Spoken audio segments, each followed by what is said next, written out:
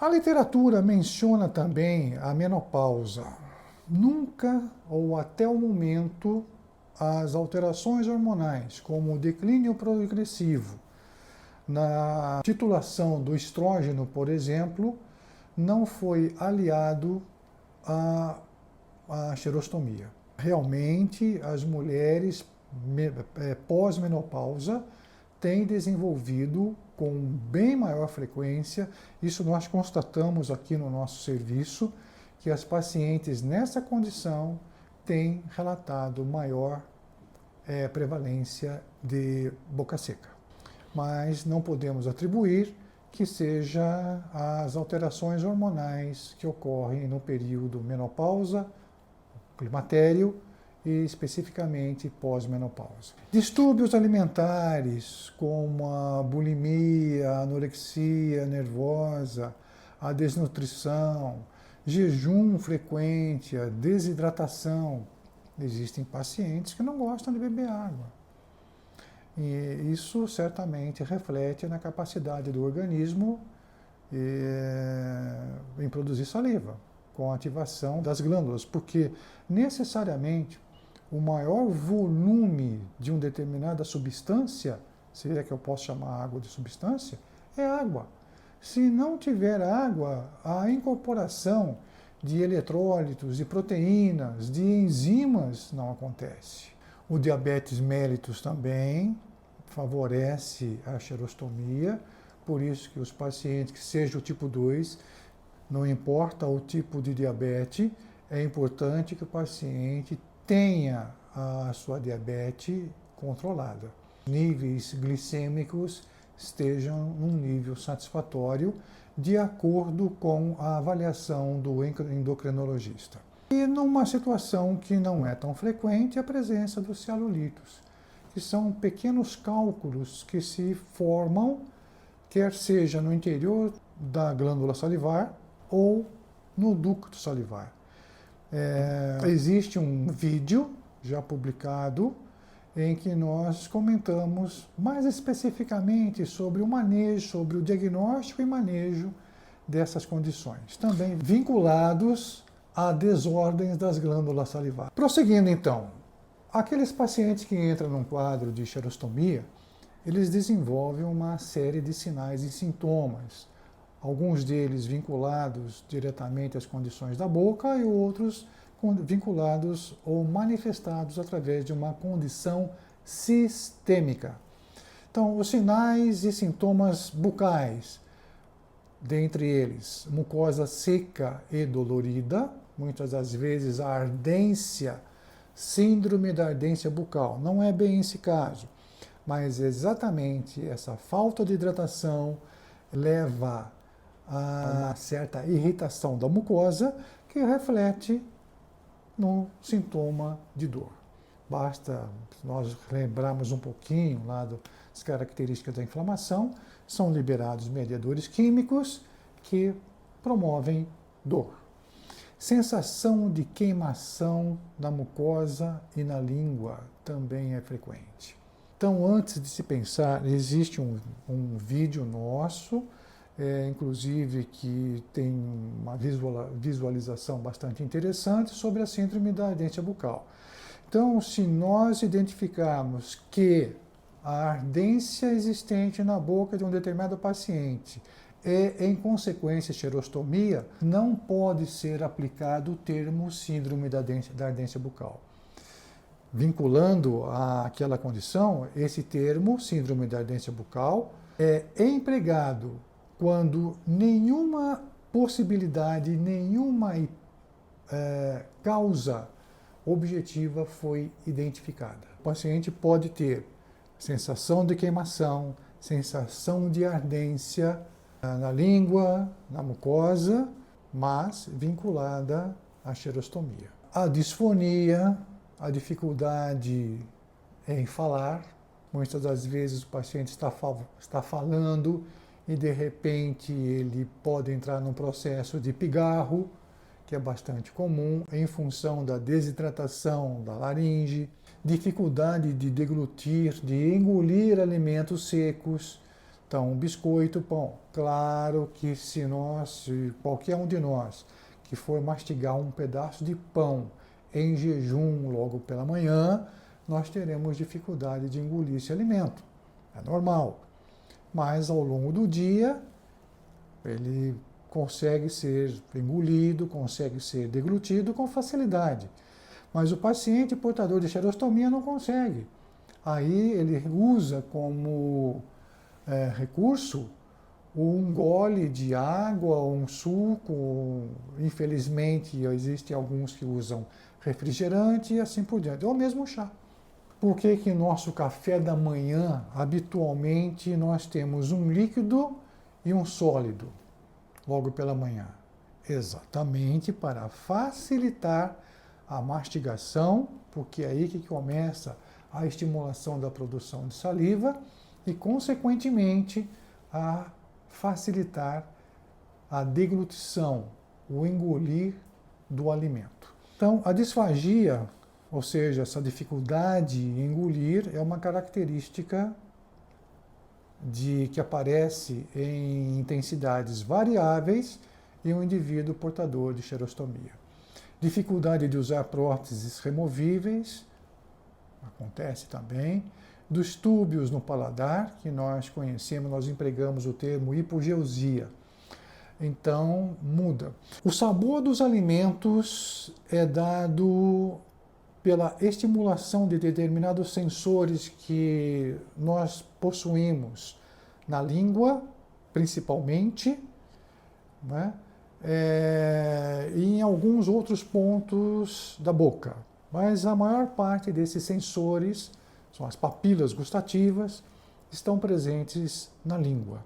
Mas para que essas papilas sejam estimuladas, é claro que é necessário um determinado alimento, mas sob a interferência da saliva. A saliva possui uma proteína chamada gustatina, que interage, que sensibiliza esses sensores, essas papilas gustativas na língua. Então, se falta saliva, normalmente o indivíduo começa a ter uma alteração no sabor.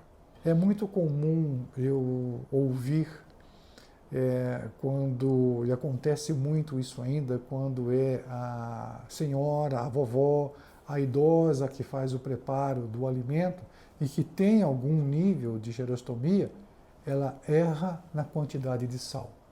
Então ela salga.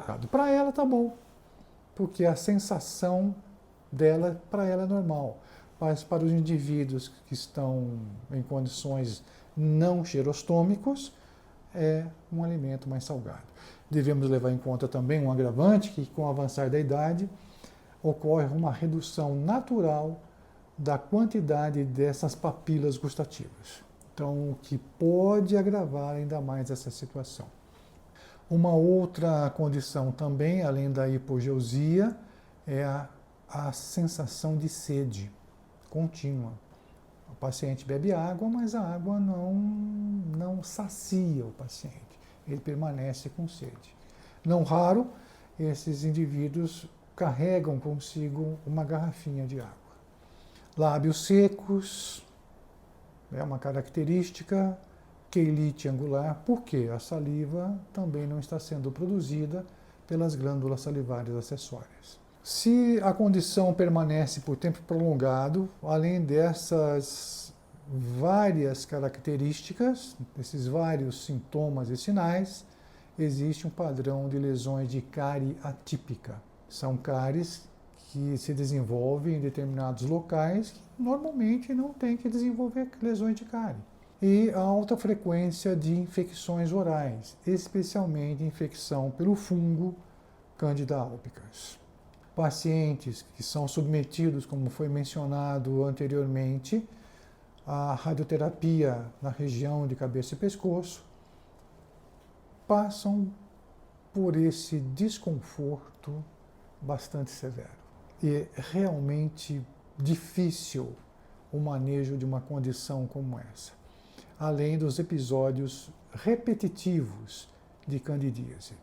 Dentre os sintomas não orais, se reflete também na pele seca, na garganta seca, na tosse seca. Entenda o seguinte, é normal que o indivíduo fumante, um tabagista, produza pigarro. Agora, não é normal um não fumante, um não tabagista, pigarrear. Alguma coisa está errada. Então, uma das principais causas que devem ser avaliadas é exatamente a hidratação da mucosa. Nós temos que entender que o sistema digestório começa na boca, termina no ânus. Então, da boca vai passar pela faringe, vai passar uma passagem pela laringe, esôfago. Se não tem saliva, meu caro, todo esse trajeto também permanece alterado, porque eles não têm glândulas suficientes, ou muitos deles não têm glândulas para a lubrificação e a hidratação dessas estruturas. Então, eles precisam da hidratação e da lubrificação produzida pela saliva. Nariz seco também, isso é uma característica inerente a um quadro de desidratação. Olhos secos, idem. Quando você tem boca seca e olho seco, nós temos que pensar na possibilidade de uma doença autoimune. Se você é paciente, se você está assistindo esse vídeo, tem essas características, é interessante que você consulte o seu dentista ou o seu médico e relate a ele essa condição, boca seca e olho seco, que certamente ele vai te direcionar para uma conduta dirigida para a obtenção do diagnóstico, e se for diagnosticada uma doença autoimune, então existe tratamento adequado para o controle dessa condição. Prosseguindo, a mucosa vaginal seca também, que é uma característica de doença autoimune, muitas das vezes, pode ser também consequência ao avanço da idade, que é normal isso acontecer. Inclusive, a atrofia da mucosa vaginal é inerente ao avanço da idade. E a perda de peso e também, por incrível que pareça, a depressão. Porque é uma condição que limita a qualidade de vida do indivíduo. E, infelizmente, existem muitos profissionais que desconhecem ou não conseguem dar atenção suficiente a um quadro como esse. Pois bem, uma vez identificado a boca seca, uma vez identificada a xerostomia, vamos manejá-la, vamos trabalhar. O mais difícil, na verdade, é a identificação dos fatores etiológicos. Então, se o paciente é polifarmácia, se ele tem um histórico de radioterapia, todos aqueles itens que foram analisados anteriormente. E, tanto quanto possível, fazer a sua correção, fazer a sua neutralização. Se for identificado que o paciente está usando um sedativo, então talvez seja interessante conversar com o psiquiatra, fazer uma alteração também do medicamento utilizado para o controle da hipertensão arterial. Enfim, se permanecer com os mesmos fatores etiológicos, é muito difícil a obtenção de uma resposta satisfatória, porque nós temos que entender que no uso especificamente de determinados medicamentos, as glândulas estão bloqueadas, estão com dificuldades na produção de saliva. A correção da ingesta líquida diária, um dos fatores também que deve ser levado em conta é quanto que o indivíduo bebe de líquido por dia. Então, o líquido não é somente água.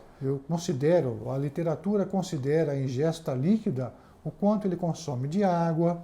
Se ele usa chá, ótimo, que se ele toma um copo de chá em média são 250 ml, é 1/4 de litro, isso é bom. Se ele bebe um suco, isso é bom. Se ele bebe leite, não vou estimular a beber uma quantidade elevada de café. Um cafezinho, 4 cafezinhos por dia é aceitável. Então, leite, se o paciente pode beber leite, um copo, 250 ml, então 250 ml de chá mais 250 ml de líquido já são 500 ml, meio litro de líquido, que pode ser complementado por água ou chá. Então, toda essa correção na ingesta diária deve-se ter atenção.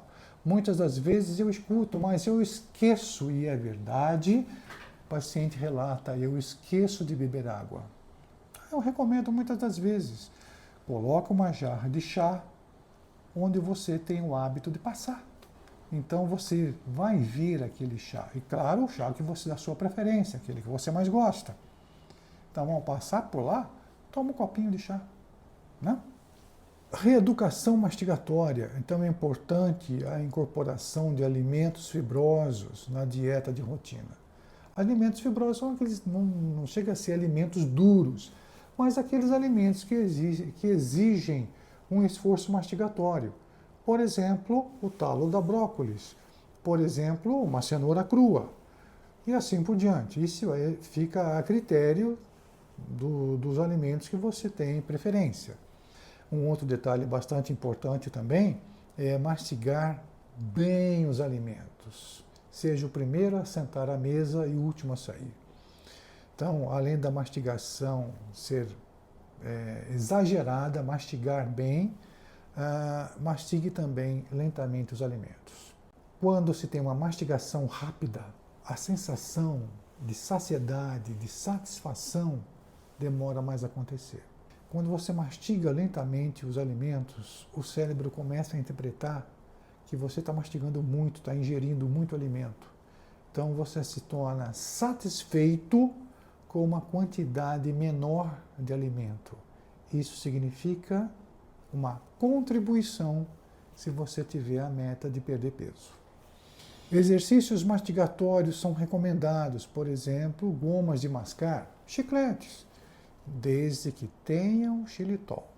O uso desse chiclete, dessa goma de mascar, em horários previamente estabelecidos, não é qualquer momento que se pode mascar chiclete. Lembrando que isso aqui são exercícios por recomendação a um distúrbio manifestado. Então, a prática da mastigação com chiclete é um exercício fisioterápico. Também é interessante usar maçã. A maçã por si só traz benefícios. Ela é astringente, ela limpa os dentes, ela limpa a mucosa bucal e é um estimulador da síntese salivar. Especialmente se nós acrescentarmos a ela, a um pedaço de maçã, gotas de limão. Por exemplo, se nós fatiarmos uma maçã em 3 frações, 5 a 6 gotas de limão da sua preferência nesse pedaço de maçã, potencializa o efeito benéfico da maçã. E, por fim, o hiperboloide, que é um bastão de silicone que substitui o chiclete. Então, ele é projetado, existem diversos tamanhos, ele foi desenvolvido exatamente para proceder o exercício mastigatório.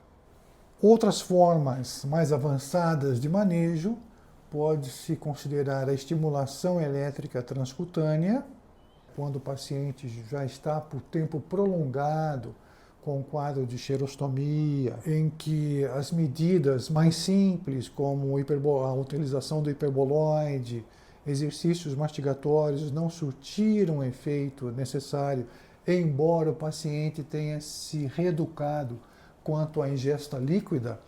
Então, uma das recomendações é exatamente a aplicação da estimulação elétrica transcutânea. Aqui as placas do estimulador posicionadas na altura da parótida, na altura da submandibular.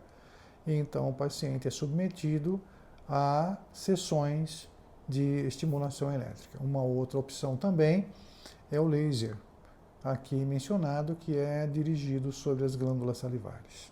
Existem colegas que fazem concomitantemente a aplicação da estimulação elétrica e a aplicação do laser. E os resultados são bastante interessantes. Para situações mais graves e dependendo se o paciente pode receber, existem fármacos, existem medicamentos que estimulam a produção de saliva. Isso numa linha na alopatia. A homeopatia pode ser que tenha uma situação ou tenha recursos que possam também nos auxiliar no manejo dessas alterações volumétricas da saliva. Aqui, para se ter uma ideia, um exame que nós normalmente, que eu costumo pedir com frequência, é a ultrassonografia das glândulas salivares. Então, a ultrassonografia das glândulas parótidas, aqui uma parótida em condição de normalidade, porque se tiver alguma alteração na ecografia, na ultrassonografia, nós podemos já passar informação, o nível de dificuldade que teremos que enfrentar. E muitas das vezes, se for constatado, por exemplo, um indicativo de síndrome de Sjögren, e dependendo do comprometimento do parênquima glandular, muito pouco se pode fazer para a reversão dessa situação. E nessas situações em que nós não temos mais recursos a oferecer para o paciente em forma de terapia, só nos resta então a preconização da saliva artificial, nas suas mais variadas formulações.